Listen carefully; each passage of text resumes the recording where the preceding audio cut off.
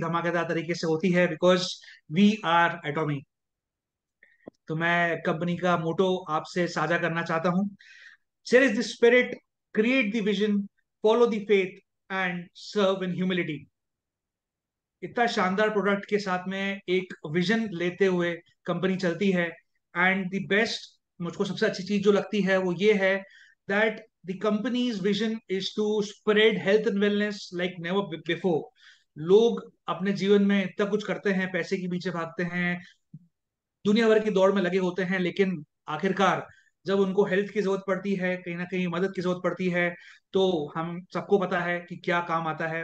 And serve and humility, जो इनका मोटो का आखिरी लाइन है, वो इतनी प्यारी है, जो कि उनके अंदर से निकल के आती है, that they want to serve the human and humanity as the whole.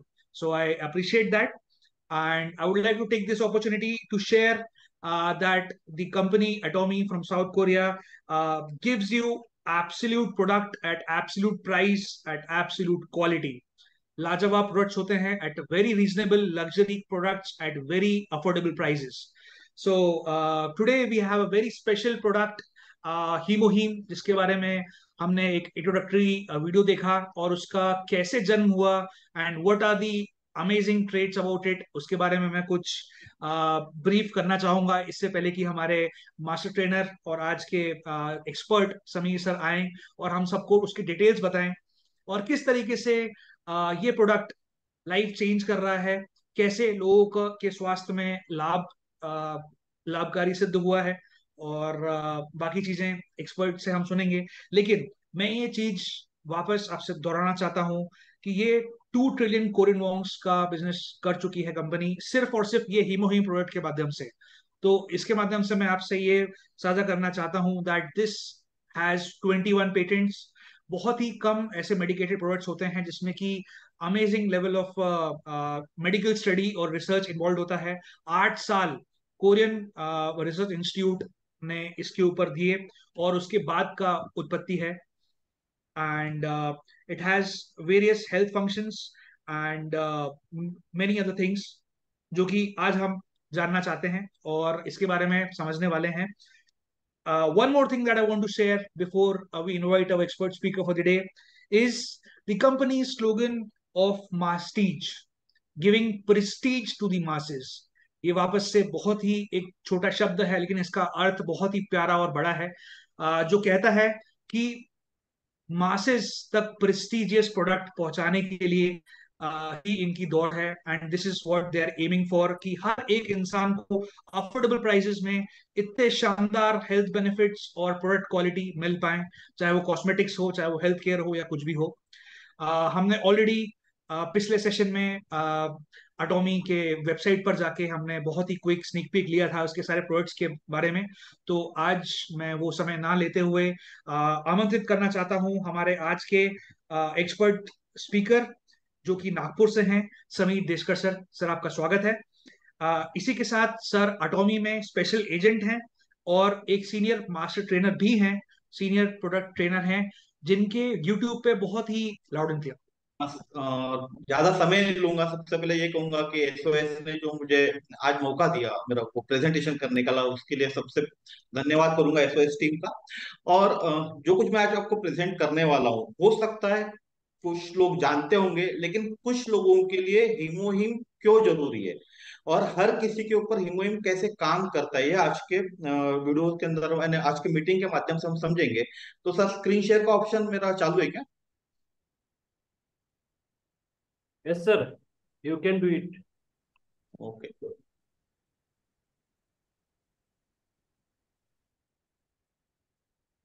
मेरा स्क्रीन दिख रहा है क्या sir? Visible sir, yes. Okay, thank you.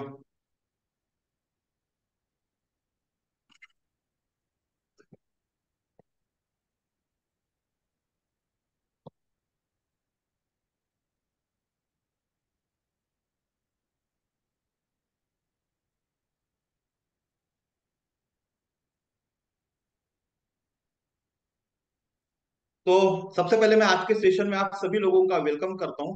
ज्यादा समय नहीं लूंगा, डायरेक्ट प्रेजेंटेशन पे चलता हूं। आज हम बात करने वाले हीमोहिम की, और हीमोहिम को बोला जाता है kick start your day with हीमोहिम। अब ऐसा क्यों बोला जाता है? हीमोइम is not a healing agent, ये कोई हीलिंग एजेंट नहीं है, पर ये आपको हेल्प करता है इन्हांस, इंप्रूव, प्रोटेक्ट और स्ट्रेंथन करने में।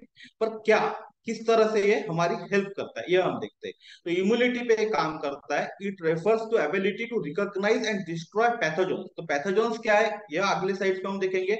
इसके बाद में ये नंबर ऑफ इम्यूनोसाइट्स इनहांस करता है। तो इम्यूनोसाइट्स क्या है, यह भी हम अगले साइड में देखेंगे, क्योंकि इसमें तो हम समझ नहीं पाएंगे। तो व्हाट आर पैथोजोन्स? तो पैथोजोन्स को अगर हिंदी में बात करें तो रोगजनक होते हैं। रोगजनक एक जीव है जो बीमारी का कारण बनता है, और हमारा शरीर स्वाभाविक रूप से रोगाणु यानी जो माइक्रोब्स जिनको हम बोलते हैं उनसे भरा हुआ है, हमारे शरीर के अंदर ही हुआ है। हालांकि ये रोगाणु केवल तभी समस्या पैदा करते जब हमारी प्रतिरक्षा प्रणाली कमजोर हो जाती, या यदि वे आपके शरीर के सामान्य रूप से जीवाणु रहित हिस्से में प्रवेश करने की व्यवस्था खुद कर लेते हैं। ये फोटोज के माध्यम से आप समझ पा रहे होंगे, ये पूरे जीवाणु है, इसके अंदर भी बहुत सारे अलग अलग जीवाणु है जो हमारे शरीर को नुकसान पहुंचाते हैं। इसके बाद होता है कि रोगजनक अलग अलग होते हैं और शरीर में प्रवेश करने पर रोग पैदा कर सकते हैं, और सभी रोगजनकों को पनपने और जीवित रहने के लिए जरूरत होती है एक मेजबान की। मेजबान यानी हमारा शरीर। एक बार जब रोगजनक खुद को एक मेजबान के शरीर में स्थापित कर लेता है ना, हमारे शरीर में स्थापित कर लेता है, और ये शरीर की प्रतिरक्षा की जो प्रणाली है उसकी जो प्रतिक्रिया है उससे बचने का खुद ब खुद प्रबंधन कर लेता है, तो एक नए मेजबान के शरीर में यानी हमारे शरीर में फैलने से पहले खुद को फैलाने के लिए शरीर के संसाधनों का ही उपयोग करता है। हमारे शरीर के अंदर जो संसाधन है ना, उन्हीं का वो उपयोग करता है। अब प्रकार के आधार पर रोगजनक को कुछ तरीकों से प्रेषित किया जा सकता है। वे त्वचा के संपर्क से, आप किसी से हाथ मिलाते तो भी आ सकते हैं। शारीरिक तरल पदार्थ, हमने कुछ ऐसा पानी, खराब पानी पी लिया या खराब कुछ चीजें खा ली, उससे भी हो सकता है। वायुजनित कण यानी हम जो सांस लेते हैं उससे भी प्रॉब्लम हो सकती है, या मल के संपर्क में आने से भी होता है, और संक्रमित व्यक्ति द्वारा छुई गई सतह को छूने से भी फैल सकता है। संक्रमित व्यक्ति का, अभी कोरोना का एक बहुत बड़ा इसके सामने में हम एग्जाम्पल देख सकते हैं। इसके बाद होते हैं पैथोजोन्स। तो पैथोजोन्स के प्रकार होते हैं अलग अलग टाइप के, विभिन्न प्रकार के रोगजनक होते हैं, लेकिन हम चार सबसे सामान्य है जिसको हम जानते भी है हम सब लोग उसको, जिसके अंदर वायरस, बैक्टीरिया, फंगल और परजीवी। परजीवी यानी पैरासाइट जिसको बोलते हैं, इसके अंदर वायरसेस, बैक्टीरिया, फंगी या पैरासाइट्स के नाम से जाना जाते हैं। और डिजीजेस क्या होती है, बीमारी क्या होती है, वायरसेस कई संक्रमण पैदा कर सकते हैं जिनमें कई संक्रामक होते हैं। जैसा कॉमन कोल्ड हमेशा होता है, फ्लू होता है, फिर मेंदू ज्वर जिसको बोलते हैं, वार्ड्स होते हैं, वार्ड्स होते, फिर इंक्लूडिंग जेनेटिकल वार्ड्स भी होते हैं। उसके बाद चिकन पॉक्स हो गया, खसरा हो गया, फिर हो गया गैस्ट्रोएंटराइटिस हो गई, फिर एक नोरो वायरस करके आता है, और रोटो वायरस भी आता है, फिर hepatitis A B C D E, फिर येलो फीवर यानी पीला बुखार होता है, फिर डेंगू फीवर, HIV, एड्स, ये सब पैथोजोन्स के कारण ही होने वाली बीमारियां हैं। उसके बाद बैक्टीरिया से कौन सी बीमारियां होती है? बैक्टीरिया से हमारे को जब भी बैक्टीरियल इन्फेक्शन हो जाता है तो हमारा गला खराब हो जाता है। UTI यानी यूरिनरी ट्रैक्ट इन्फेक्शन, जो स्पेशली लेडीज में देखा जाता है। फिर बैक्टीरियल गैस्ट्रोएंटराइटिस होता है, उसके अंदर में साल्मोनेला फूड पॉइजनिंग, या फिर जिसको हम ई कोली बैक्टीरिया जानते हैं उनके कारण इन्फेक्शन होता है। फिर होता है मिनीजाइटिस करके होता है, लाइम करके एक बीमारी होती है, TB होता है, प्रमेह होता है, गोनेरिया यानी यौन का रोग होता है।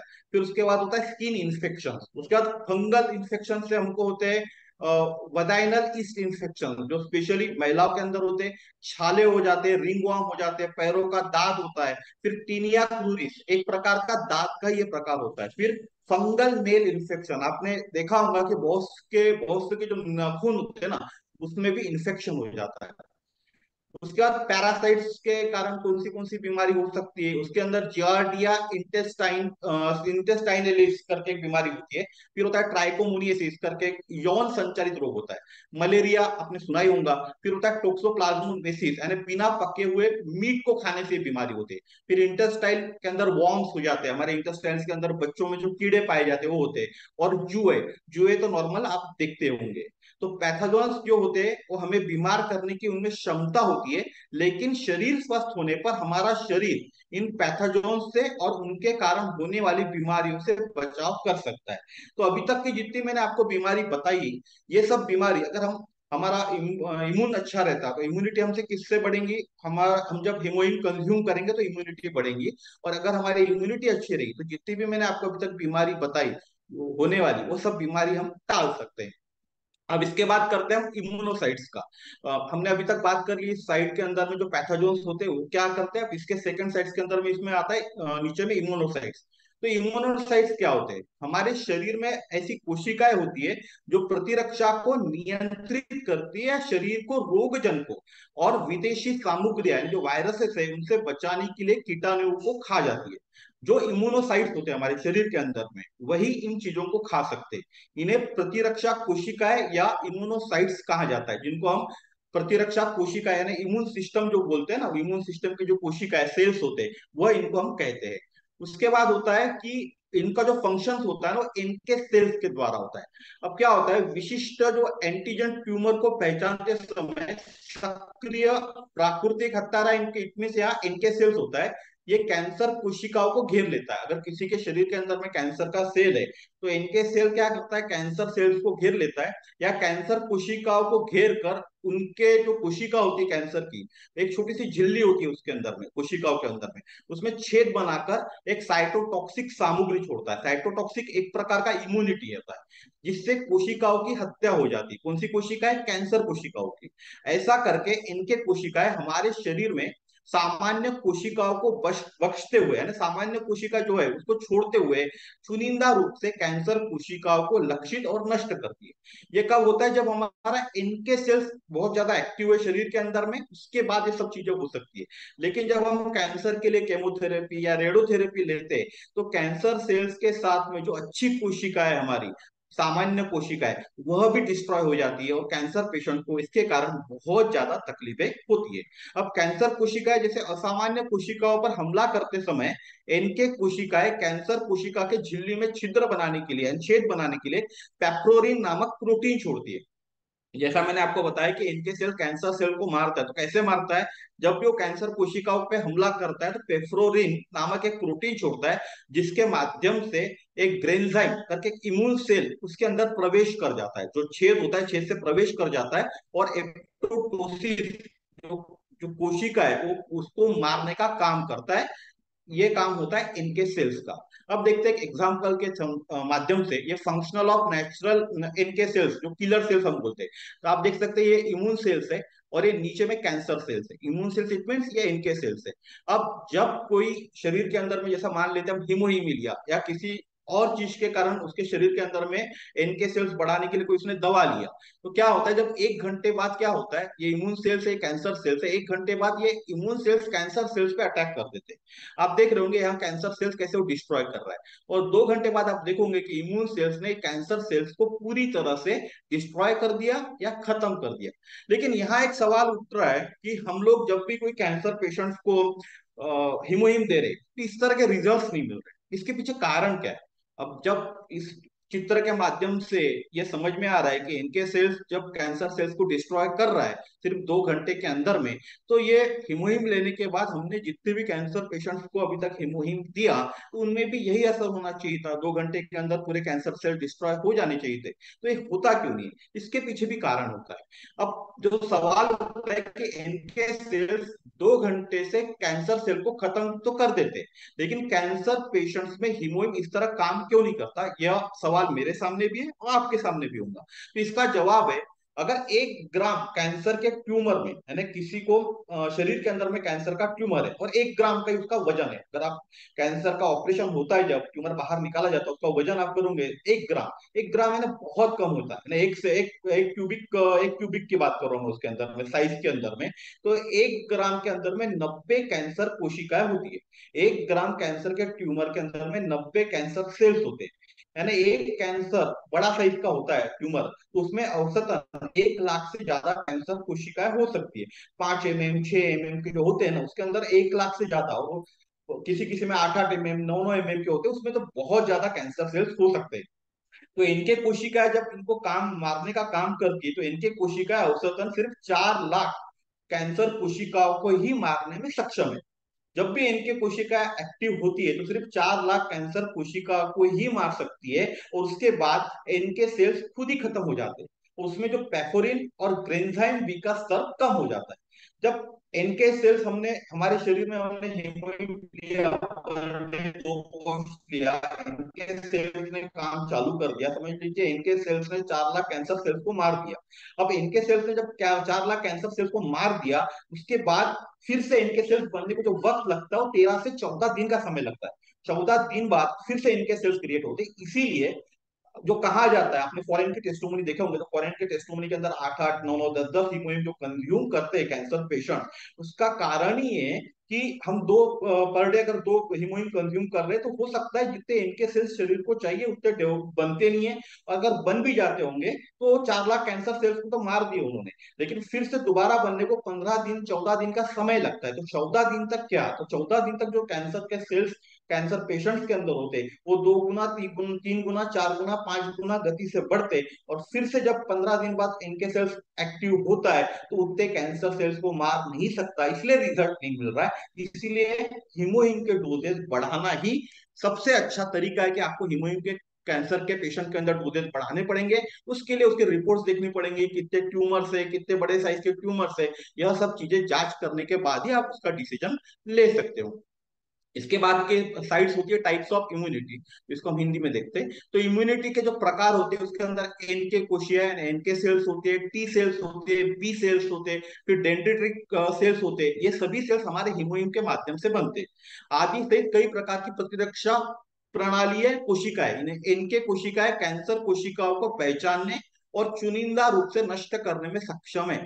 एनके सेल्स का काम ही है कैंसर सेल्स या उस तरह के दूसरे सेल जो शरीर में प्रवेश कर चुके उनको मारना। फिर बी सेल्स जो होते हैं उनको विशिष्ट रोगजनक जो पैथोजन्स है उनके खिलाफ एंटीबॉडी निर्माण का समन्वय करने का काम है। फिर जो टी सेल्स होते हैं उनको जो प्रतिरक्षा प्रणाली है उसको जानकारी याद करके जो विशिष्ट संक्रमण के जवाब में एंटीबॉडी बनाने की सुविधा प्रदान करता है। यानी टी सेल्स क्या काम करता है, जब भी हमारे शरीर के अंदर में कोई सेल्स एक्टिव हो जाता है, कोई बाहर का सेल्स हमारे शरीर के अंदर में चले जाता है, तो टी कोशिका को मालूम होता है कि पहले जब ये सेल्स हमारे शरीर के अंदर में आया तब हम लोगों ने कौन सी एंटीबॉडी बनाई थी। हमारे शरीर को टी सेल्स को ये मालूम होता है। तो टी सेल्स वह उस तरह का एक एंटीबॉडी बनाता है, वो बी सेल्स के माध्यम से उनको साथ में लेके, और उसके बाद उन जो खराब जो सेल्स हमारे शरीर के अंदर में आए हुए उनको मारने का काम करता है। उसके बाद डेंड्राइट जैसी होती है वो प्रतिरक्षा प्रणाली को सक्रिय करने के लिए टी कोशिकाओं को एंटीजन पेश करती है। जो डेंड्रिटिक कोशिका सेल्स होती है उनका आकार हमारा जैसा उंगली है ना उस तरह का आकार होता है, और ये जो हमारी प्रतिरक्षा प्रणाली है उनको सक्रिय करने के लिए एक्टिवेट करने के लिए टी सेल्स को एंटीजन पेश करती है, एंटीजन देती है। ये प्रतिरक्षा कोशिकाएं सक्रिय प्रतिरक्षा प्रतिक्रियाओं के माध्यम से हमारे शरीर को बाहरी आक्रमणकारियों से बचाती है। इसीलिए हमारे शरीर की इम्यूनिटी स्ट्रांग होना जरूरी है, और उम्र के बाद में हमारी शरीर की इम्यूनिटी कम होना चालू हो जाती है। इसके लिए हमको जो भी सप्लीमेंट्स होते हैं उन सप्लीमेंट्स के माध्यम से हमारे शरीर को स्ट्रांग बनाना पड़ेगा और इम्यूनिटी बढ़ानी पड़ेगी। अब इसके बाद की जो साइड से इसके अंदर हम देखते हैं एनके सेल्स। एनके सेल्स क्या होते हैं, जन्मजात प्रतिरक्षा प्रणाली में एक महत्वपूर्ण भूमिका निभाते हैं। हमारे शरीर के अंदर में जन्मजाति होते हैं, वे वायरस से संक्रमित कोशिकाएं या ट्यूमर कोशिकाओं पर हमला करने के लिए जाने जाते हैं, और असामान्य कोशिकाओं को पता लगाने पर जो वे झिल्ली को पिघला कर, जो भी कोशिकाएं असामान्य है कैंसर है या अदर कोशिकाएं, उनको उनके झिल्ली होती है उसमें उनको पिघलाती है, और उनमें छेद बनाने के लिए लक्ष्य कोशिकाओं की झिल्ली पर एक पेफ्लोरिन नामक एक फेब्रोरिन नामक बाथरूम में एक लिक्विड छोड़ते, और फिर वे कोशिका के द्रव को भंग करने के लिए झिल्ली पर ग्रेनेजाइम का स्त्राव भी करते, यानी ग्रेनेजाइम भी छोड़ते, या एप्टोटोसिस के प्रेरित करने के लिए कोशिकाएं के अंदर पानी या लवणता को इंजेक्ट भी करते। जिस तरह से हमारे शरीर में इंजेक्शन डालते हैं ना, वैसे वो पानी या लवणता को इंजेक्ट करते। जब वे कैंसर कोशिकाओं को पहचान करते तो सीधे कैंसर कोशिकाओं पर हमला कर सकते, या साइटोटॉक्सिक या टी सेल्स या बी सेल्स को सक्रिय भी कर सकते, खुद भी डायरेक्ट हमला कर सकते, या अदर जो हमारे शरीर के अंदर इम्यून सेल्स है जिनको साइटोटॉक्सिक बोले या टी सेल्स बोले या बी सेल्स बोले, इनको एक्टिवेट करने में भी मदद करते हैं, एक्टिवेट करती है, ताकि साइटोकोइंस जारी करके कैंसर कोशिकाओं पर अप्रत्यक्ष रूप से हमला कर सके। यानी जो भी साइटोकिन्स है एक प्रकार के इम्यून सेल्स है, वह हमारे शरीर में बनकर डायरेक्ट कैंसर सेल्स पर वो हमला कर सके। उसके बाद तो होते हैं टी सेल्स। टी सेल्स क्या करते हैं? ये टी लिम्फोसाइट, एक प्रकार का लिम्फोसाइट से जो विशेष स्पेशल एंटीजन के लिए विशिष्ट है, स्पेशल है, जो अनुकूलित प्रतिरक्षा प्रणाली में, जो हमारी अनुकूलित प्रतिरक्षा प्रणाली में होती है ना, उसके अंदर महत्वपूर्ण स्पेशल भूमिका निभाती है। वे सीधे असामान्य कोशिकाएं, यानी जो कोशिकाएं हमारे शरीर में काम की नहीं है, उनको मारती है, या बी सेल्स एंटीबॉडी का उत्पादन करने में मदद करती है। जब भी कोई वायरस या जो भी पैथोजन हमारे शरीर में आ जाता है, तब बी सेल्स क्या करता है? उसको मारने के लिए एक एंटीबॉडी का उत्पादन करता है, एंटीबॉडी हमारे शरीर में बनाता है, और प्रतिरक्षा जो प्रणाली है उसको व्यवस्थित करते हैं। जब टी सेल्स अपना कार्य खो देती है, तो एंकायर इम्यून एक डेफिशिएंसी सिंड्रोम करके, जो जिसको हम बोलते हैं एड्स, वो विकसित हो सकता है। अगर आपके शरीर के अंदर में, आपके बोलूं किसी और के शरीर के अंदर में टी सेल्स ने अपना कार्य खत्म कर दिया, कार्य नहीं कर पाया, तो जो एंकार्ड इम्यून डेफिशिएंसी है, जिसको सिंड्रोम बोले, तो एड्स विकसित हो सकता है। उसके बाद होता है बी सेल्स। बी सेल्स एक प्रकार का लिम्फोसाइट है, जो एंटीबॉडी बनाता है, और हमलावर जो बाकी सेल्स होते हैं हमारे शरीर के अंदर में, जो भी वायरस है, उनके प्रतिजनों के जवाब में एंटीबॉडी का उत्पादन करने में मदद करते, या खुद ब खुद वो एंटीबॉडी बनाते हैं। इसके बाद की बात करें हम, तो डेंड्रिक सेल्स। तो डेंड्रिटिक सेल्स क्या होते हैं? एक प्रकार के वो भी एंटीजन प्रेजिडेंट सेल्स है, जो शरीर के हमलावर वायरस से बचाती है। हमारे शरीर को जो भी वायरस बाहर से हमला करता है, उससे बचाने का काम करता है। इसको वृक्ष के समान है। कोशिका का नाम उसके आकार पर ही आधारित है, उसका आकार भी वृक्ष के समान है, जो एक शाखा जैसा ही दिखता है। और वे प्रमुख एंटीजन प्रेजेंटिंग कोशिका है, जो त्वचा की नीचे फैले हुई है। हमारी त्वचा की जो नीचे की लेयर है ना, वहां वो फैली हुई है, और थाइमस में टी सेल्स को भेद को प्रेरित करती है, टी सेल्स को भेदने के लिए प्रेरित कर सकती है, टी सेल्स को मदद करती है किसी चीज को भेदने के लिए। उसके बाद होता है, एक होता है मेम्फ्रोफेज। ये भी एक हमारे शरीर के अंदर में बात करें, इम्यून सिस्टम ही होता है, इम्यून इम्यून इम्यून सेल्स ही होता है। यह प्रतिरक्षा प्रणाली में शामिल एक कोशिका है, जो शरीर के प्रत्येक ऊतक में रहती है। हमारे शरीर के अंदर में जितने भी सेल्स है ना, उस सेल्स के अंदर में मेम्फ्रोफेज करके जो प्रतिरक्षा है, वो सेल्स है, वो हर जगह रहता है, और वे कीटाणु जैसे आक्रमणकारी को निगलने और पचाते, निगल ही जाते डायरेक्ट, जो भी आक्रमणकारी कीटाणु है उनको, और उनको पचा भी लेते, और लिम्फोसाइट्स को एंटीजन पेश करते। लिम्फोसाइट्स भी एक प्रकार का हमारे शरीर के अंदर में एक इम्यून सेल्स है। अब जैसा ये हिमोहिम क्या काम करता है, ये हमने स्टोरी के अंदर में देखे, या जो वीडियो है उसके अंदर में हमने देखी है, तो ये मैं साइड सामने ले लेता हूँ। उसके बाद awake your immunocytes Atomy human आपको अवेक करता है। इसका पेटेंट से Korea, USA, Europe, Japan related to हमारी इम्यूनिटी है। 8 इयर्स का इसका आर&डी हुआ है, और firstly individually approved functional health supplement in Korea. ठीक है। इसके बाद ये 3 वनस्पति से बना हुआ है, ये सब कुछ जानते हैं हम लोग। इसके बाद ये पावर ऑफ वेकअप होता है, इम्यूनोसाइट्स को पावर ऑफ वेकअप करने के लिए काम करता है। हिमोइन कोरिया एंजेलिका रूट कंपाउंड जो होता है उसके अंदर में, वो इंप्रूव करता है आपके इम्यून सिस्टम को। अब इसमें नेक्स्ट साइड पे जाता हूँ, क्योंकि ये भी हमने वीडियो में देख लिए है। उसके बाद इसको पेटेंटेड इन कोरिया किया हुआ है, यूएस किया हुआ है, यूरोपियन कंट्रीज के अंदर में भी यह पेटेंटेड है। इसके बाद ये मेन चीज क्या है इसके अंदर में, ह्यूमन टेस्टेड भी वेरीफाई हुआ है, और safely and functionality and individually approved by MFDC. Himoin and Korean Angelica root compound is a health functional food ingredient that may help improve your immune system. यानी ह्यूमन के ऊपर में भी ये टेस्टेड हुआ है।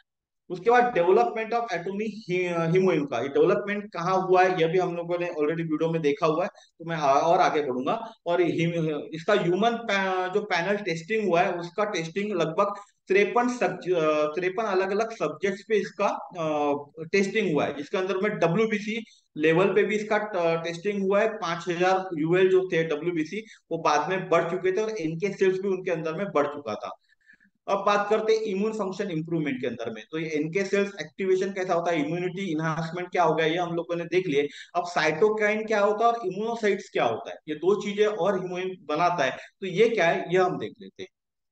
तो साइटोकाइन क्या है? साइटोकाइन दो ग्रीक शब्दों से बना हुआ है। एक साइटो का अर्थ है कोशिका, और किनोस का अर्थ होता है गति। तो साइटोकिन्स सेल सिग्नलिंग अणु होते हैं, जो प्रतिरक्षा प्रतिक्रिया को सेल में संचार करने की सहायता करते हैं, यानी उसमें घूमने की सहायता करते हैं, और इन्फ्लामेशन, संक्रमण, इंजुरी के साइटों और कोशिकाओं के गति को उत्तेजित ही करते। जब भी कोई इन्फ्लामेशन हमारे शरीर में आ जाता है तो जो भी सेल्स है उनकी गति को बढ़ाने में ये मदद करते। अब साइटोकाइंस मेन बीज, ये देखिए बीज का होता है साइटोकाइंस, इसके बाद में लेम्फोसाइट्स हो गया, ये हो गया माइक्रोफेज हो गया, ये जितने भी है अलग अलग, ये सब हमारे शरीर के अंदर में एक प्रकार के डब्ल्यूबीसी बोल सकते हैं आप, एक प्रकार के डब्ल्यूबीसी है या इम्यून सेल्स है जो हमारे शरीर में मदद करते हैं।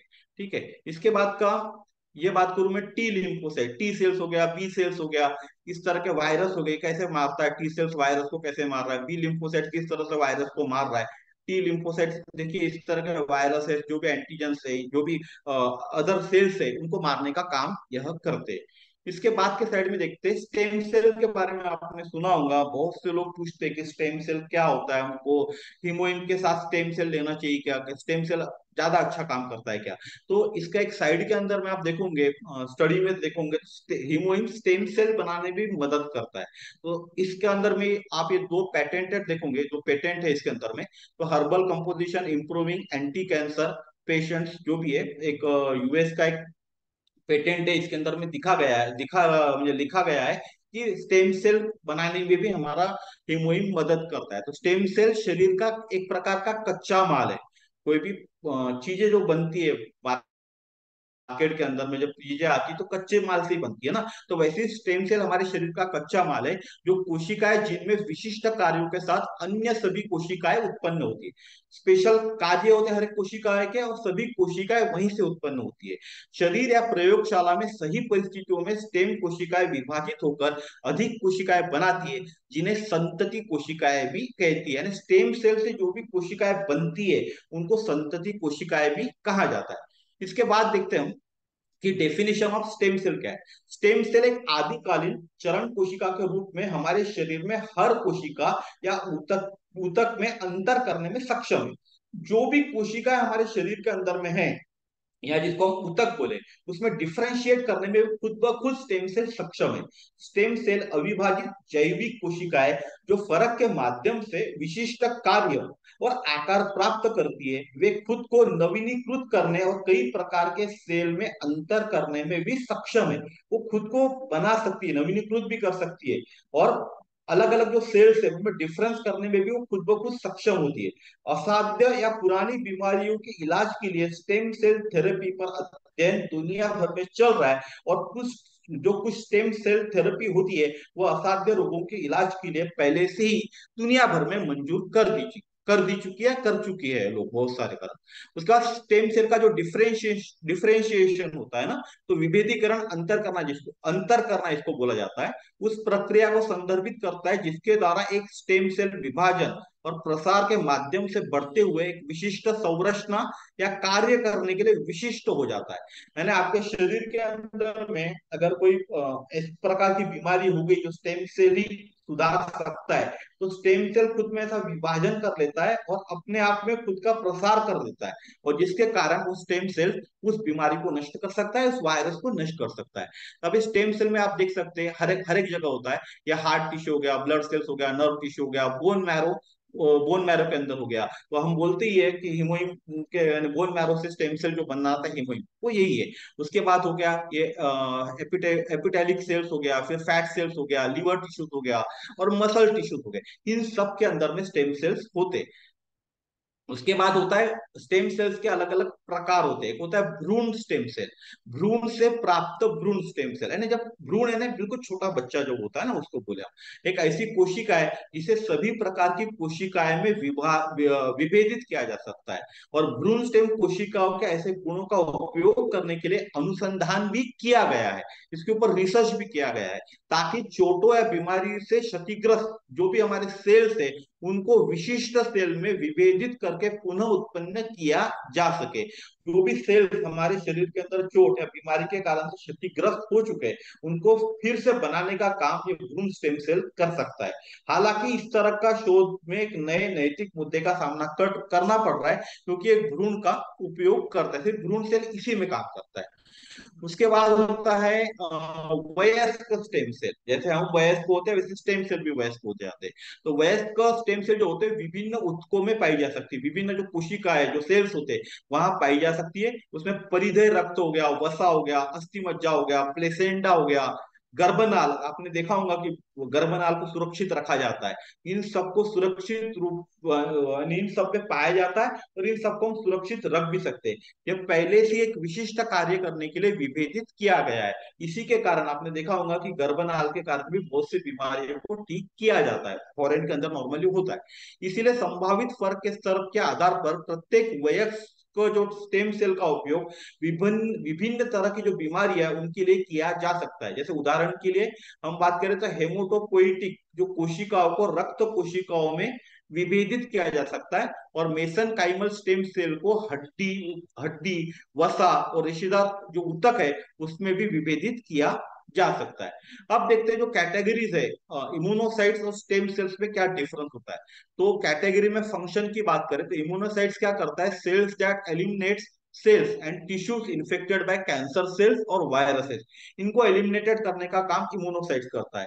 और स्टेम सेल क्या करता है, इनको रीजनरेट करता है, regenerate damage cells and tissues of the human body. तो इम्यूनोसाइट्स की भी जरूरत है हमारे को कैंसर पेशेंट्स को, या अदर बीमारी की भी बात करें हम स्पेशली, मैं तो यहाँ स्पेशली कैंसर की बात करूंगा। तो इम्यूनोसाइट्स भी जरूरी है और स्टेम सेल भी जरूरी है, क्योंकि स्टेम सेल रीजनरेशन में मदद करता है जो हमारे हिमोइम में ऑलरेडी है, और इम्यूनोसाइट्स तो ऑलरेडी हिमोइम के अंदर है, उसी के लिए हम हिमोइम प्रमोट करते हैं। फिर होता है अप्लीकेबल जो डिजीज होते हैं, उसमें अप्लाइड इम्यूनोसाइट्स क्या करता है, applied to infection disease such as cancer and viruses के अंदर अप्लाइड होता है। और स्टेम सेल क्या होता है, मेनली टू क्रोनिक जो भी डिजीजेस होते हैं, जिसके अंदर में कार्डियक डिजीज हो गया, डायबिटीज हो गया, अर्थराइटिस हो गया, या डिमेंशिया हो गया। तो इसीलिए हमारा जो हिमोइम है वो कार्डियक में भी काम करता है, अर्थराइटिस में भी काम करता है, डायबिटीज में भी काम करता है, क्योंकि इसके अंदर स्टेम सेल बनाने की ताकत है करके। उसके बाद होता है, बात करें इम्यूनोसाइट्स, इम्यूनोसाइट्स क्या कर सकता है आपको लंग कैंसर के अंदर में, ब्रेस्ट कैंसर हो गया, लीवर कैंसर हो गया, स्टमक कैंसर हो गया, ओवेरियन कैंसर हो गया, उसके बाद कोलेक्ट्रल कैंसर हो गया, पैंक्रियाटिक कैंसर हो गया, प्रोस्टेट कैंसर हो गया, रेक्टल कैंसर हो गया, बाइल डक्ट कैंसर हो गया, रेनल कैंसर हो गया, या सर्वाइकल कैंसर जो जापान में पाया जाता है। इन सब के अंदर में इम्यूनोसाइट्स मदद करता है, और हमारे हिमोइड के अंदर में इम्यूनोसाइट्स बहुत ज्यादा प्रमाण में बनता है, जो दुनिया में और किसी किसी बात करो में कोई सप्लीमेंट्स में अवेलेबल ही नहीं है। उसके बाद होता है वसा, स्टेम सेल की बात करें, ये रिंकल इंप्रूवमेंट में मदद करता है, या फिर जो वुंड वुंड बात करें तो घाव जो होते हैं ना उनको रिट्रैक्शन में मदद करता है, या ब्रेस्ट के जो एगुमेंटेशन होता है उसके अंदर में ये मदद करता है। फिर ब्लड स्टेम सेल्स भी होते हैं एक प्रकार के, जो मैलिजेंट लिम्फोमा होता है, मल्टीपल माइलोमा हो गया, एक्यूट लिकोमिया हो गया, एक्यूट लिकोमिया एक प्रकार का हम बात करें तो कैंसर हो गया, ठीक है।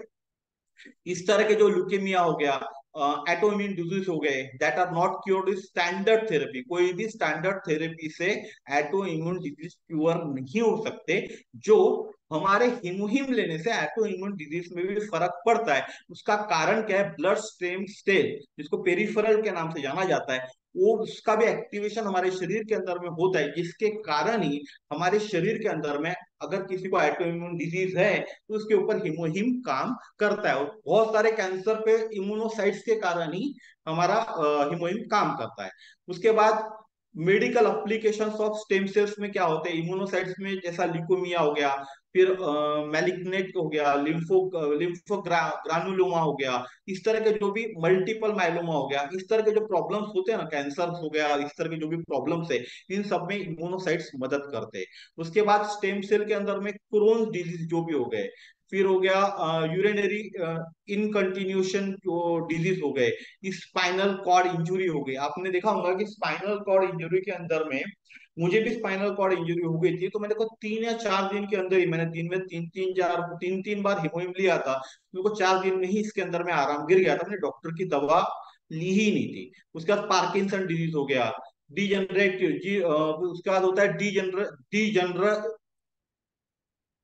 उसके बाद होता है अर्थराइटिस हो गया, फिर होता है एंटिकुलर कार्टिलेज हो गया, क्रोनिक लंग डिजीज हो गया, लीवर डिसऑर्डर हो गया। इन सब के अंदर में हमारा जो स्टेम सेल है ना, वो रेनल हो गया, इन सब में काम करता है। उसके बाद ब्लड स्टेम सेल जो होता है, जिनको पेरिफेरल के नाम से जाना जाता है, ये मायोकार्डियल इंफ्रैक्शन हो गया, फिर सेरिबेलर इंफ्रैक्शन हो गया, स्पाइनल कॉर्ड की इंजुरी जहां होती है, स्पाइनल कॉर्ड की जिनको इंजुरी हो जाती है, वो जल्दी से ठीक नहीं होती, उसके अंदर भी ब्लड स्टेम सेल काम करता है। लीवर डिसऑर्डर हो गया, लीवर डिसऑर्डर में भी ये काम करता है। फिर पेरिफेरल वेस्कुलर वस्कुलर जो डिजीजेस होते हैं ना, उसके अंदर भी काम करता है। अब मैंने बहुत से लोगों को, जितने भी मेरे ख्याल से ब्लड कैंसर वाले हैं, ब्लड कैंसर वाले को जिनको भी मैंने हीमोहिम दिया हुआ है, उनके अंदर में बहुत ज्यादा बेनिफिशियल इसका मिला। उनके स्पाइनल भी डैमेज था, स्पाइनल कॉर्ड भी उसमें डैमेज था, तो दोनों में अच्छे खासे रिजल्ट्स मुझे देखने मिले हुए।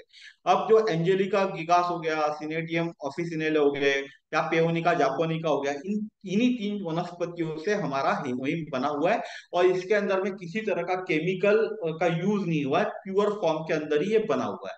अब देखते हैं, अब जो एंजेलिका रूट्स है उसके क्या बेनिफिट्स है। ये तीन वनस्पति हमारे हिमोहिम में डली हुई है, इनके क्या क्या फायदे होते हैं। तो जो एंजेलिका है, इसको जड़ी बूटियों का एक जीनस है ये, जो अक्सर पारंपरिक चिकित्सा में उपयोग किया जाता है, खासकर एशियाई देशों में। जो भी एशियाई के देश है वहां एंजेलिका, कई प्रजातियों की जड़ों का उपयोग हर्बल दवाएं बनाने के लिए किया जाता है। जो अंजेलिका की जो कई प्रजाति होती है, उनके जड़ों का उपयोग हमारे यहाँ भी जड़ का ही उपयोग हुआ है, हर्बल दवाई बनाने के लिए किया जाता है, जिसके अंदर एंटी कैंसर प्रॉपर्टीज होती है, वुंड हीलिंग होती है, यानी जो भी जख्म हो जाती है, बहुत सारे डायबिटिक्स पेशेंट की भी जख्म हीलिंग नहीं होती, तो वुंड हीलिंग का काम इस एंजेलिका रूट्स के कारण ही होता है। फिर अर्थराइटिस के अंदर रिलीफ देने का काम करता है, हार्ट बर्न यानी जलन महसूस होती है हार्ट के अंदर में, उसमें काम करता है। फिर मेनोपॉजल हॉट फ्लैशेस जो महिलाओं में देखने में मिलते हैं, उसके अंदर रिलीफ करता है। फिर एंटी माइक्रोबायल इफेक्ट्स होते हैं, किसी को भूख में कमी है उसको भूख बढ़ाने में मदद करता है, इंटेस्टाइल गैस है उसमें मदद करता है, फिर सर्कुलेशन प्रॉब्लम्स जिसको भी होते हैं उसमें मदद करता है, फिर रनी नोज की भी बहुत से लोगों को समस्या होती है, नाक 12 महीने बहती रहती है, उसमें मदद करता है। फिर हो गया एक प्रकार का नर्वसनेस आ जाता है बहुत से लोगों के अंदर में, उसमें मदद करता है। अब प्लेग तो रहा नहीं, लेकिन प्लेग के अंदर भी मदद करता है। अनिद्रा, बहुत से लोगों को नींद नहीं आती, उसके अंदर मदद करता है। फिर इंक्रीज यूरिन प्रोडक्शन, बहुत से लोगों का यूरिन प्रोडक्शन कम हो जाता है, तो यूरिन प्रोडक्शन बढ़ाने का काम भी एंजेलिका रूट्स करता है। और इम्प्रूव सेक्स ड्राइव, तो जो महिलाओं को बेबी नहीं होता, बहुत से प्रॉब्लम्स होते, तो इसीलिए हमारा हीमोइन उसके अंदर मदद करता है, क्योंकि एंजेलिका के अंदर में इंप्रूव सेक्स ड्राइव का भी एक ऑप्शन होता है। परंपरागत रूप में महिलाओं की बीमारियों का इलाज करने के लिए इसको प्रयोग किया जाता था, जो मासिक धर्म, रक्त प्रवाह या चक्र की जो अनियमितता होती है उसके हानि के कारण होता है, जो महिलाओं का प्रॉब्लम होता है उसमें इसका उपयोग किया जाता था। उसके बाद होता है इसके अंदर में एंजेलिका गिगास नाकाई को पारंपरिक कोराई, जो कोरियाई हर्बल दवा में स्वस्थ गर्भावस्था को बढ़ावा देने के लिए जाना जाता है। गर्भावस्था को बढ़ाने के लिए, स्वस्थ गर्भावस्था को बढ़ाने के लिए दिया जाता है। इसीलिए जिनको भी बेबी की समस्या है, बेबी नहीं होती है, उनको आप डेफिनेटली हीमोग्लोबिन दीजिए, उनको इसका रिजल्ट भी मिलेगा। सिर्फ एक चीज का ख्याल रखें, जब भी वो प्रेग्नेंट हो जाती है, तो प्रेग्नेंट होने के बाद में उनको हीमोग्लोबिन नहीं कंज्यूम करना है जब तक डिलीवरी नहीं हो जाती, और डिलीवरी के 8-10 दिन बाद वो हीमोग्लोबिन कंज्यूम कर सकती है। उसके बाद जो माँ का दूध होता है, दूध भी इसके कारण बढ़ जाता है। उसके बाद इसका कंक्लूजन क्या है, इन परिणामों का प्रस्ताव है कि एक कार्बनिक हेरोट्रीसाइक्लिक यौगिक होते हैं, उन रोगियों के लिए एक नए और वैकल्पिक समाधान के रूप में काम कर सकता है, जिसको हम बोलते हैं बांझ है। मैं इस शब्द का उपयोग यहाँ करने वाला नहीं था, लेकिन ये शब्द हमको समझ भी नहीं आता, जिनको समाज के अंदर में बांझ बोलकर बार बार चिढ़ाया जाता है, या एक शब्द है, खराब शब्द है, उनके अंदर में ये काम करता है। उसके बाद होता है हजारों वर्षों से एंजेलिका जो गिगास है, जिसे शाम गिगास के नाम से भी जाना जाता है, उस जड़ को अक्सर महिला जिनसिंग के रूप में भी जाना जाता है। तो ये स्पेशल जो है अंजेलिका हमारा गिगास है, वही महिलाओं के लिए बहुत ज्यादा फायदेमंद है। इसीलिए जो भी महिलाओं को बेबी नहीं होता, उनको हमको इसको देना चाहिए। ये एनआईएच के अंदर में आप इसको देख सकते हैं। इसके बाद होता है सीनेडियम, जो अफिसिनेले के रूट्स है उसका क्या बेनिफिट्स है। ये एक प्लांट है, एक नेटिव फ्रॉम चाइना है, और इसको commonly found in other parts of Asia, Asia के हर जगह ये मिलता है। इसके फ्रूट सीड हो गया, other plant parts are use in medicine, जो भी इसका फ्रूट हो गया और जो सीड है, जो अदर पार्ट्स है, वह भी इसके मेडिसिन के लिए यूज किए जाते हैं। इसके अंदर में सेक्सुअल परफॉर्मेंस, सेक्स ड्राइव और इरेक्टाइल डिसइंफेक्शन, जो ईडी की समस्या होती है पुरुषों के अंदर में, और स्किन कंडीशंस में यह बहुत अच्छा काम करता है। इसीलिए यह भी दोनों को लेना चाहिए। स्पेशली मैं बात करूं जिनको बेबी नहीं हो रहा, पुरुषों में समस्या है, तो उनको भी हीमोहिम लेना चाहिए। इसको सिनेडियम contains chemicals that might kill cancer and bacterial cells, यह भी कैंसर सेल्स को मारते हैं और बैक्टीरियल सेल्स को भी मारते हैं। स्वेलिंग, जिसको हम इन्फ्लामेशन बोलते हैं, उसको कम करते हैं। स्ट्रेंथन बोन्स, हमारी बोन्स एक उम्र के बाद कमजोर हो जाती है ना, उसको ताकत देने का काम करते हैं। उसके बाद ईचिंग को डिक्रीज करता है, जो भी ईचिंग की समस्या होती है कुछ स्किन डिजीज के अंदर में, उसको कम करता है और सेक्स ड्राइव को बढ़ाता है। जैसा increase sexual performance and sex drive हो गया, मसल को स्ट्रेंथ देने का काम करता है। जो लोग जिम जाते हैं उनको मसल में स्ट्रेंथ चाहिए, उसके लिए भी मदद मदद करता है। फिर इरेक्टाइल डिसफंक्शन मैंने बता दिया, पुरुषों की समस्या है उसमें मदद करेगा। कैंसर हो गया, इन्फेक्शन हो गया, इंक्रीजिंग एनर्जी, जिनकी एनर्जी कम होती है उसके अंदर भी ये मदद करता है। और फिर से यहाँ देखिए बांझपन, गर्भधारणा की कोशिश के 1 वर्ष के भीतर भी गर्भवती होने में असमर्थता जिस महिला के अंदर होती है, तो उसको बांझपन की समस्या होती है। इस ये सेकंड जो है हमारा सीनेडियम, वह भी उसके उसके अंदर मदद करता है। हिमोहिम के तीन तीन चीजों से बना हुआ है। दो चीजें हमने देखे जिसके अंदर बांझपन में मदद करता है। फिर वीक एंड ब्रिटल बोन्स, जिसको ऑस्टियोपोरोसिस बोलते हैं, उसके अंदर भी यह हेल्प करता है। फिर स्किन कंडीशन हो गई, इची स्किन हो गई, रैशेस हो गए, एक्जिमा हो गया, रिंग वर्म हो गए, इन सब में यह मदद करता है। इसके बाद होता है पेयोनिका जापोनिका, जापोनिका जो रूट्स है, ये 1000 साल से right root of this white peony has been used in प्राचीन चाइनीज मेडिसिन। जो भी चाइनीज की जो दवाई होती थी प्राचीन 1000 साल से, मोर देन 100 ईयर, 1000 ईयर, तब से इसका यूज हो रहा है। यह traditionally use to treat wide range of जो भी डिजीज है, बीमारी है, उनको ठीक करने में मदद करती है, इंक्लूडिंग फीवर, यानी बुखार हो गया, इन्फ्लामेशन हो गया, पेन हो गया। Some of this medical benefits have been proven by science, ये साइंस के उनके यहाँ जो भी स्टडी हुई होंगी चाइना के अंदर में, वहां ये प्रूवन है। फिर estrogen, the primary female sex hormone, देखिए यहाँ भी एक फीमेल के अंदर एक सेक्स हार्मोन होता है एस्ट्रोजन, उसको बढ़ावा देता है। तो आप देखिए तीनों चीजें हैं जो महिलाओं के लिए, जिनको बेबी नहीं होता उनके लिए काम किए। फिर एंजाइटी एंड डिप्रेशन में मदद करता है। फिर रोमेटाइटेड गठिया, सोराइसिस, लाइकेन प्लानस, फिर हो गया सिंड्रोम हो गया, ड्राइनेस आइज का जो इश्यू होता है, अदर पार्ट्स ऑफ बॉडी के अंदर भी ड्राइनेस होती है, इन सब के अंदर में ये पेयोनिका जापोनिका ही जो है वही मदद करता है। इसीलिए सोराइसिस समान बीमारी के अंदर में भी ये काम करता है। फिर अर्थराइटिस का इन्फ्लामेशन हो गया, किडनी डिजीज हो गए, लीवर डिजीज हो गए, पेन हो गया, इनके अंदर में काम करता है। ब्लड फ्लो बहुत से लोगों में ढंग से होता नहीं है, उसमें काम करता है। फिर थ्रोम्बोसिस, जब ब्लड के क्लॉट्स जम जाते हैं ना, जब आपके शरीर के अंदर में, पैर के अंदर में मेनली ये होता है, थ्रोम्बोसिस के कारण ब्लड के क्लॉट्स बन जाते हैं, वो वेसल्स को ब्लॉड क्लॉट बना देता है, उसको ब्लॉक कर देता है। उसको भी ठीक करने में पेयोनिका जापोनिका मदद करता है। उसके बाद स्किन स्किन की जो प्रॉब्लम्स हो गई, स्वेटिंग, बहुत ज्यादा स्वेटिंग की किसको समस्या है, फिर पीसीओडी की जो समस्या होती है महिलाओं के अंदर में, उसमें भी काम करता है। फिर हेयर लॉस की समस्या होगी, अब हेयर लॉस के अंदर में शैम्पू यूज कर रहे हैं हमारे एटोमी के, लेकिन फायदा नहीं हो रहा है, रिजल्ट नहीं मिल रहा है, तो उनको हीमोइन डेफिनेटली साथ में कंज्यूम करना चाहिए, तो उनको जल्दी फायदा दिखेगा और बहुत जल्दी रिजल्ट मिलेगा उसका। उसके साथ फीवर हो गया, रिंकल्स हो गए, फिर ये मिनिस्ट्रुअल क्रैम्प्स, यानी जो महिलाओं को क्रैम्प्स आते हैं उसके अंदर हो गया। फिर डाइजेस्टिव डिसऑर्डर्स में हो गया। माइग्रेन्स की जो समस्या होती है, माइग्रेन्स के ऊपर में कोई दवाई नहीं है, जिंदगी भर माइग्रेन्स के अंदर दवाई आपको खानी पड़ेगी मरने तक, लेकिन माइग्रेन्स के लिए भी हिमोहिम काम का है। जिसको भी माइग्रेन की समस्या है उसने हिमोहिम कंज्यूम करना चाहिए। इसके अंदर में जिनको ब्रीथिंग इश्यू है, सांस लेने की जिनको तकलीफ हो जाती है, ब्लड टॉनिक है एक प्रकार का ये। फिर डाइजेस्टिव एंड इंटेस्टाइल इश्यू जिनको हो गए, हार्ट हेल्थ के लिए, हेल्थी ब्रेन फंक्शन के लिए, हीलिंग पावर के लिए, नर्व पेन और हेडेक के लिए, एनर्जी एंड अवेयरनेस के लिए, फिर स्ट्रेस के लिए, इम्यून सिस्टम के लिए, आई हेल्थ के लिए, और हेल्दी रिप्रोडक्टिव सिस्टम। यहाँ भी हेल्दी रिप्रोडक्शन कौन करता है? रिप्रोडक्टिव हमारे महिला, हमारे घर में जो महिला होती है उन्हीं के थ्रू होता है रिप्रोडक्टिव सिस्टम, उसमें भी ये मदद करता है। फिर हीलिंग पावर्स हो गई, paeonia is a value for its healing and regenerating powers होती है इसके अंदर में। इसके अंदर में therapeutic uses include supporting the proper function of the colon, lungs, liver and spleen. इसके अंदर में सपोर्ट करने में, प्रॉपर फंक्शनिंग करने में मदद करता है। Benefits can including healthy circulation, healthy liver, healthy kidneys, healthy spleen and a healthy nervous system. इन सब का हीलिंग पावर है। अगर ये सब चीजें हमारे शरीर के अंदर में, किडनी, लीवर हो गया, स्प्लीन हो गया, अगर ये सब चीजें अच्छी रही तो हम बीमारी नहीं होंगे ना मेनली। तो इनको हीलिंग पावर देने का काम यह करता है।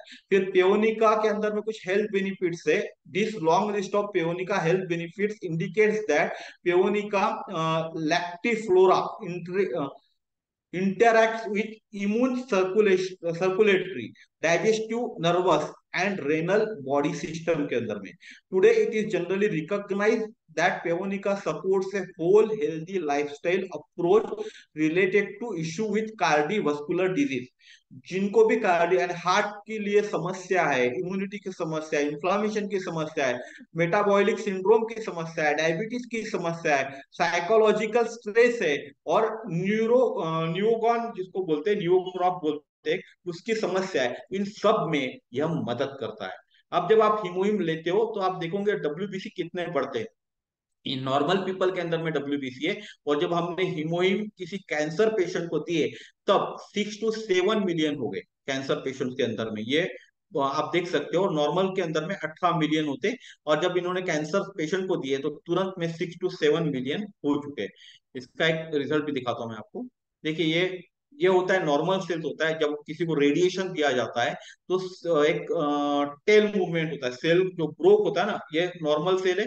जब रेडिएशन दिया तो यहाँ से सेल ऐसा टेल के समान, एक जो पूछ के समान ब्रोकन होता है, ड्यू टू रेडिएशन होता है या केमोथेरेपी हो गया।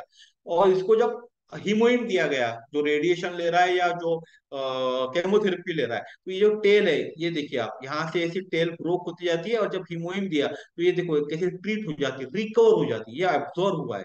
ये मैं नहीं बता रहा हूँ, ये रिसर्च कह रहे हैं, आप देख सकते हैं।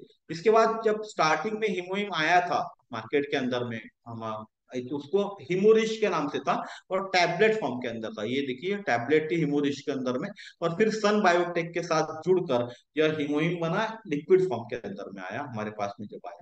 तो मोटिव फॉर डेवलपमेंट क्या था हिमोइम का? Improve immune system of carry research and cancer patients के अंदर में, यह एक इसका मोटो था। उसके बाद में among over 10,000 human disease 70% is blood related. तो 70% जो भी 10,000 ह्यूमन डिजीजेस पाए जाते हैं, ओवर 10,000, 10,000 से ज्यादा जो बीमारी है उसमें से 70% बीमारियां ब्लड रिलेटेड ही होती है। और उन सभी बीमारी के अंदर में हिमोहिम काम का है। डॉक्टर के दवा के साथ ही आपको देना है, सिर्फ हिमोहिम के भरोसे नहीं रहना है, क्योंकि हिमोहिम की डोज हम बढ़ा नहीं सकते, इसीलिए सिर्फ हिमोहिम के भरोसे नहीं रहना है। तो 10,000 से ज्यादा जितनी भी बीमारी होती है उसके अंदर में ब्लड रिलेटेड ही होती है, और उसके अंदर में हिमोहिम काम करता है। तो आज का मेरा प्रेजेंटेशन यही तक था। अब कुछ सवाल होंगे तो आप पूछ सकते हैं। Back to roast.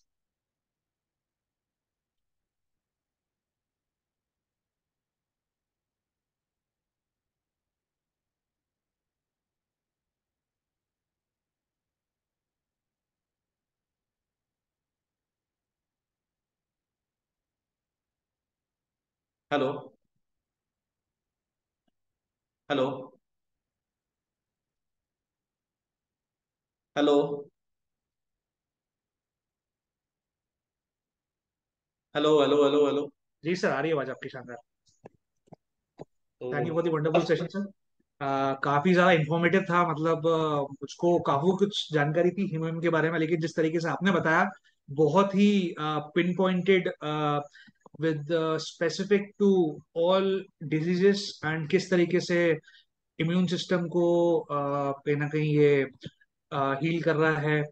और रिजल्ट्स बहुत ही अमेजिंग है undoubtedly.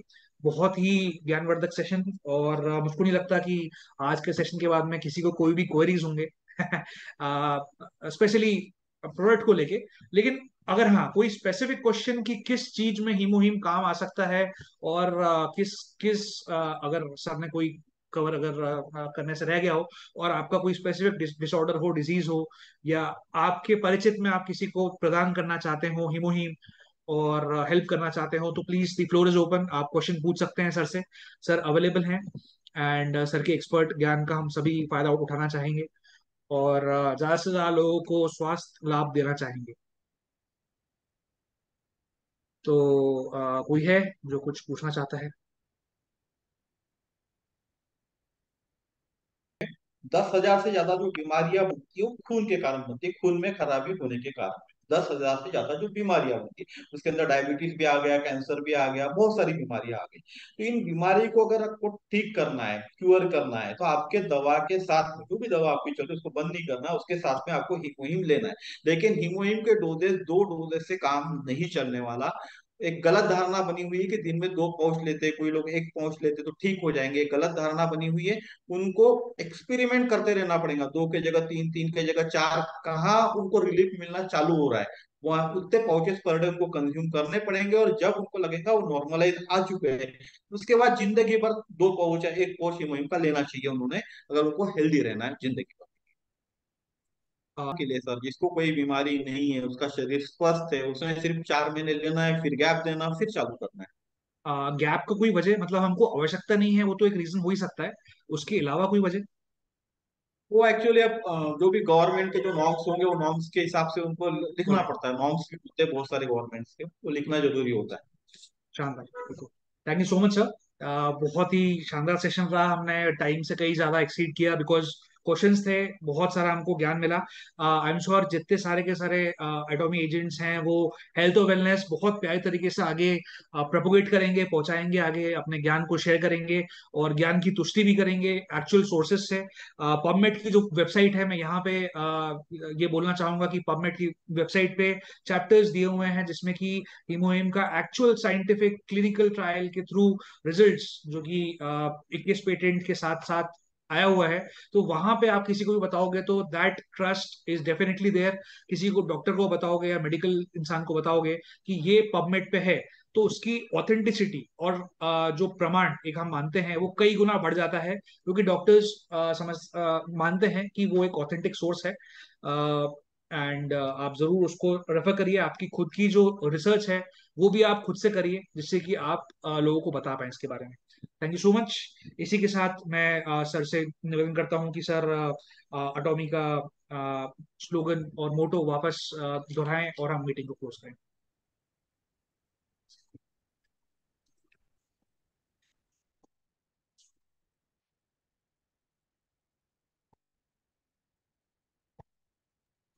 There is create the vision, follow the faith, and There is serve in a humility.